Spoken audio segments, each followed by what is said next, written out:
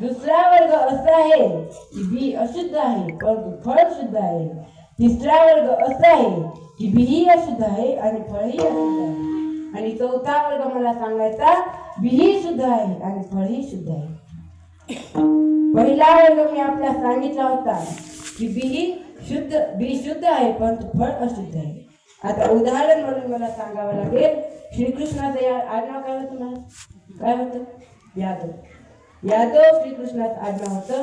श्रीकृष्ण यादव बी शुद्ध आहे परंतु लालू प्रसाद यादव अशुद्ध आहे. कळते ना? श्रीकृष्ण यादव शुद्ध आहे परंतु लालू प्रसाद यादव अशुद्ध आहे. दुसरा वर्ग मला आपल्याला सांगायचा हिरण्यकश्यपू रूपी बी आहे आणि प्रल्हाद रूपी फळ आहे. बाप म्हणतो मी माझ्या राज्यामध्ये कोणाला देवाचं नाव घेऊन देणार नाही, पण वर्ग म्हणते मी माझ्या देवाचं नाव घेतल्याशिवाय राहणार नाही. इथं बी अशुद्ध आहे परंतु फळ शुद्ध आहे. तिसरा वर्ग मी आपणास सांगितला होता की धृतराष्ट्र रूपी बी आहे आणि दुर्योधन रूपी फळ आहे. दोन्ही अशुद्धच आहे. आणि चौथा वर्ग मला सांगायचा आहे महिला आणि पुरुषने ध्यान देऊ नये का बरं का. वारकरी आपल्या घरून जेवून जावे, वारकऱ्यांची दिंडी आपल्या घरी यावी याच्यासाठी स्वतःच्या पोळाचा मुख कापणारा बा बघितला का कुठं? बघितला का? अजिबात नाही. कबीर रूपी बी आहे आणि कमाल रूपी फळ आहे. दोन्ही शुद्धच आहे. वारकरी आपल्या घरून जेवून जावे, वारकऱ्यांनी आपल्या घरी मुक्काम करावा याच्यासाठी स्वतःच्या पोळाचा मुंडक कापलं असा बा बघितला का कुठं? अजिबात नाही. कमाल पळत पळत घरी आला आणि घरी आल्याच्या नंतर आपल्या बाबाला म्हणतोय बाबा माऊलींची दिंडी आपल्या घरी यायचे, माऊली आपल्या घरी यायची, माऊली आपल्या घरी यायचे म्हटल्याच्या नंतर कबीराच्या एका डोळ्यातून आनंदाचे अश्रू आहेत आणि एका डोळ्यातून दुःखाचे अश्रू आहेत. कमालाने विचारलं बाबा काय झालं, कारण नाही?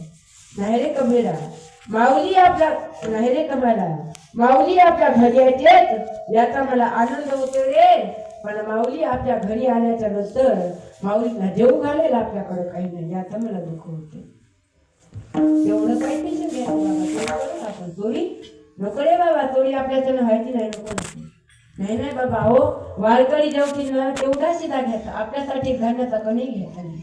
देव जोडे तरी करावा अधर्म असं म्हटल्याच्या नंतर कबीर आणि कमाल रात्रीच्या 12 वाजता हातामध्ये कुऱ्हाड घेतली, हातामध्ये कोयता घेतला, दुकानाची भिंत पाडली, कमाल मध्ये शिरला आणि मध्ये शिरल्याच्या नंतर कबीर बाहेरून सांगत होते कमाला लागते तेवढंच घे रे बाबा, आपल्यासाठी घाण्याचा कणी घ्यायचा नाही.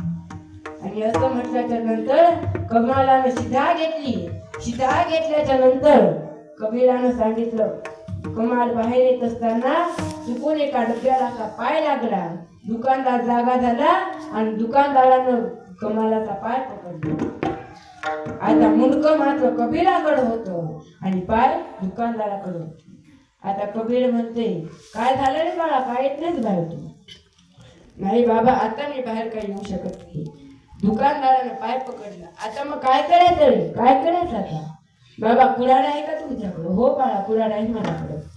काय रे, कस काय? एखादी लाकूड, एखादी भिंत पाडायची का दुकानाची? नाही बाबा, भिंतही नाही पाडायची. एखादं लाकूड तोडून आणायचं का? नाही बाबा, एखादं लाकूडही तोडून आणायचं नाही. अरे मग आता कुऱ्हाडीचं काम तरी काय आहे?